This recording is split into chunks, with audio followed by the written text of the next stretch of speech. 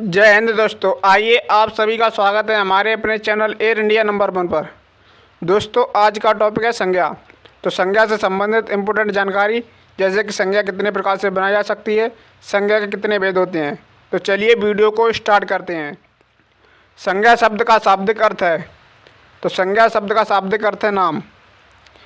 संज्ञा की परिभाषा किसी व्यक्ति, वस्तु, स्थान, भाव, गुण एवं अवस्था के नाम को संज्ञा कहते हैं।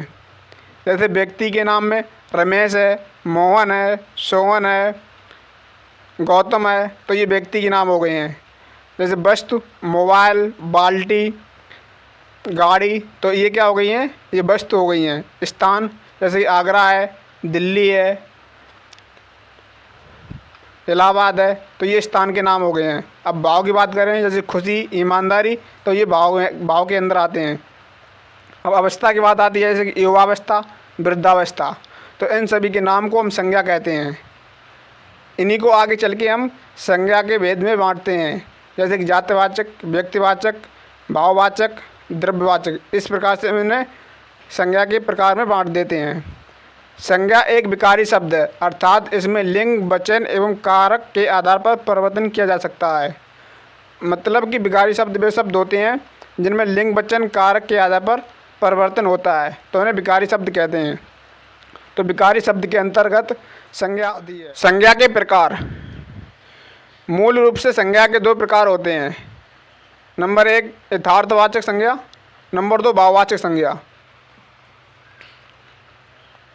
यथार्थवाचक संज्ञा दृश्य संज्ञा होती है और भाववाचक संज्ञा अदृश्य संज्ञा होती है। दृश्य मतलब कि जो हमको दिखाई देती हैं, अदृश्य मतलब जो हमको दिखाई नहीं देती है। तो यथार्थवाचक संज्ञा के अंतर्गत व्यक्तिवाचक संज्ञा, जातवाचक संज्ञा, द्रव्यवाचक संज्ञा और समूहवाचक संज्ञा आती हैं।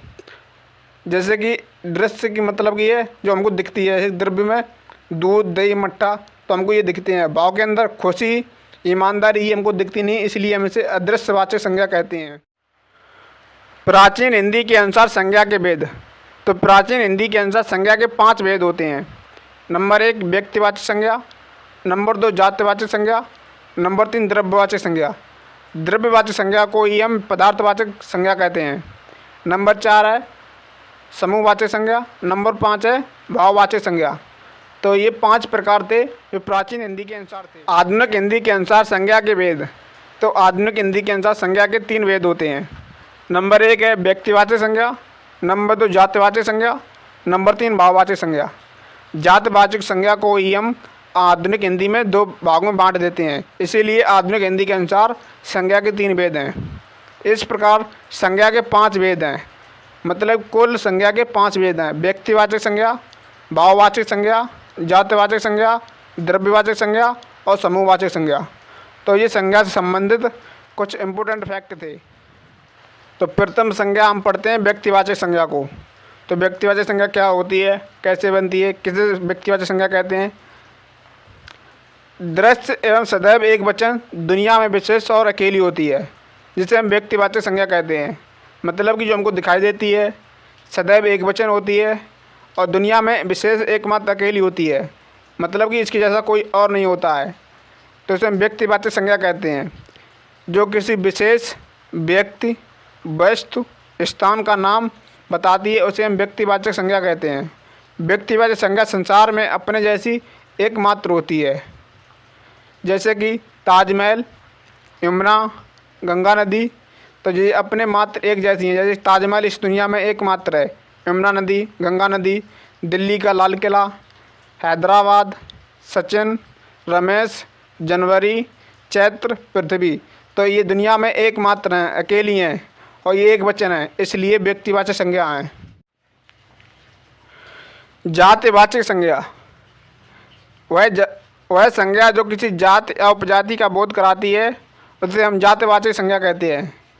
जिसके जैसा और हो, मतलब कि जातिवाचक संज्ञा की तरह और संज्ञाएं होती हैं, मतलब जिसके जैसा और हो उसे हम जातिवाचक संज्ञा कहते हैं। मतलब कि व्यक्तिवाचक संज्ञा में उसके जैसा और नहीं होता था, वो विशेष एकमात्र होती थी, इसलिए हम उसे व्यक्तिवाचक संज्ञा कहते थे। मगर जातिवाचक संज्ञा को उसके जैसा और होते हैं, इसलिए हम जातिवाचक संज्ञा कहते हैं। जैसे कि नदी, तो नदी के बाद आती है तो नदियाँ के अंदर नदियाँ आती हैं, जैसे कि ताप्ती नदी है, गंगा नदी है, यमुना नदी है। तो ये नदियाँ के अंदर आती हैं। जानवर है, अध्यापक हैं, मंत्री हैं, वकील, आम, लेखक, लैपटॉप, मोबाइल, डायरी, पेन, लड़का, चावल, पर्वत, शहर, काली गाय, दशहरी आम, प्राकृतिक आपदाएं, भूकंप, ज्वालामुखी। तो ये सभी जातिवाचक संज्ञा के अंतर्गत आते हैं। भाववाचक संज्ञा वह संज्ञा जो भाव, गुण, दोष, अवस्था आदि को दर्शाती है, उसे हम भाववाचक संज्ञा कहते हैं। भाववाचक संज्ञा अदृश्य एवं एकवचन होती है, मतलब कि हमें दिखाई नहीं देती है, और ये एकवचन होती है। भाव मतलब जैसे खुशी, दुख, उदासी, प्रेम, क्रोध, सजावट, बनावट, वीरता। तो ये सभी भाव थे। अब खुश, दुख, उदास, प्रेमी, क्रोधी ये विशेषण हैं। विशेषण और भाववाचक संज्ञा में क्या अंतर होता है? जब हम विशेषण में व्यक्ति का नाम यूज करते हैं तो हो जाता है, लेकिन जब भाववाचक संज्ञा में यूज करते हैं तो नहीं होता है। जैसे कि राम खुश है, तो राम खुश है मतलब कि ये विशेषण है, तो इसमें यूज हो गया है। तो खुश मतलब कि ये हमने यहाँ पे लिखा है नोट करके विशेषण। तो खुश क्या है? विशेषण। तो यहाँ पे यूज किया है राम खुश है, तो देखो सेंटेंस सही बन पा रहा है।